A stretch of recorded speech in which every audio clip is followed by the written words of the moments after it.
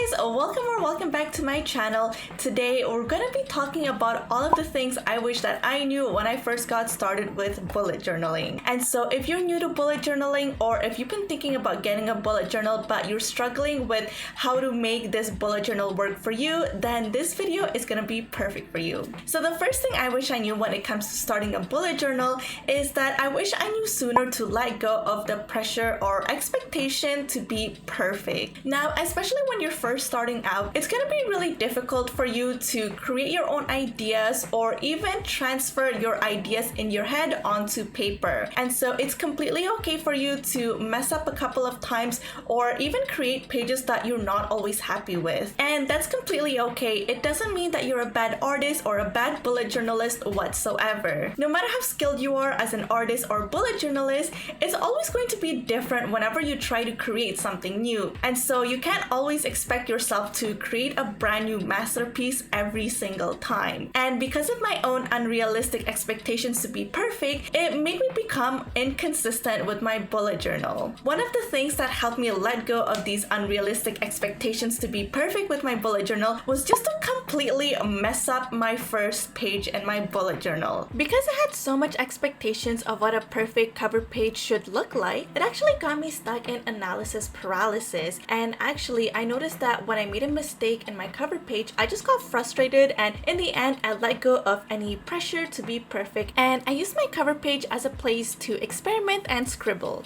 And comment down below if you also struggle with the fear of messing up your first page in your bullet journal. I would definitely love to make a follow-up video with more tips on how you can get over this fear of starting a brand new bullet journal. The next thing I wish I knew earlier when it comes to bullet journaling is how easy it is to actually fix any mistakes that you make. And so when I first got started into bullet journaling, I thought that every mistake was permanent, and I thought that everyone in the world is gonna see my mistakes. But in reality, there's so many ways for you to cover up any mistakes that you make. For example, something as easy as using a whiteout or a white pen can easily hide 90% of any of the mistakes that you make in your bullet journal. If ever your mistakes are harder to cover up with a white pen, then you can even use any stickers or washi tapes to cover up any of your little mistakes that you want to cover up. And on top of that, before I trace anything into pen or markers,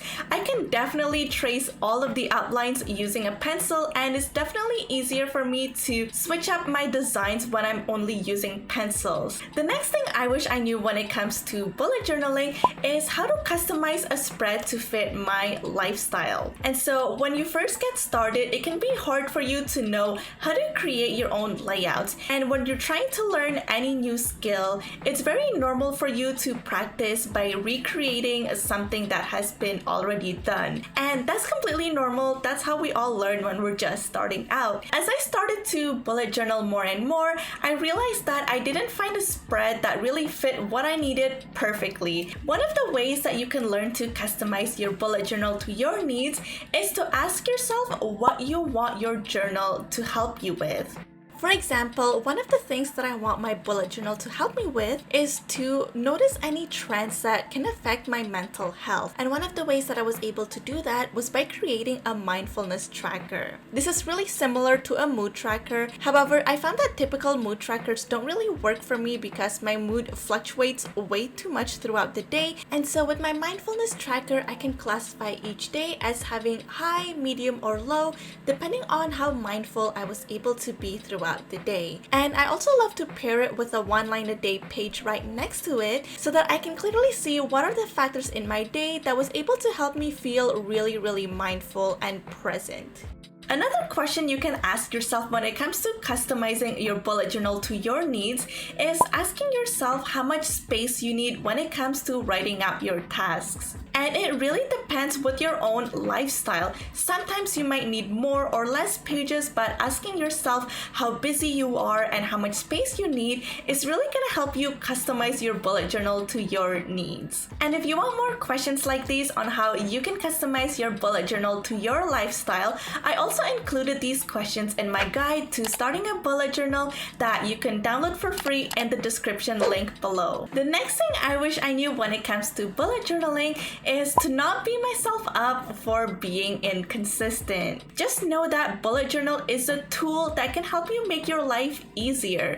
It's not supposed to be a burden or a chore to your life. And just know that your bullet journal is always going to be there for you when you are ready for it. One of the things that I really like to do now whenever I'm getting a little bit overwhelmed to bullet journal is to simply create a brain dump page. And the reason why I like to simply create a brain dump page whenever I'm feeling overwhelmed is to not overwhelm myself even more with a lot of tasks that I know I can't complete. If I'm feeling really stressed or overwhelmed, I really just want to focus on getting through that day. And another reason why I really like to create a brain dump page is that it's really empowering for me to look back on that page and realize a lot of the hard days that I was able to overcome for myself. Another tip that has really helped me not beat myself up for being inconsistent with my bullet journal is not to plan too many pages in advance. For example, let's say you dedicated the next 10 pages of your bullet journal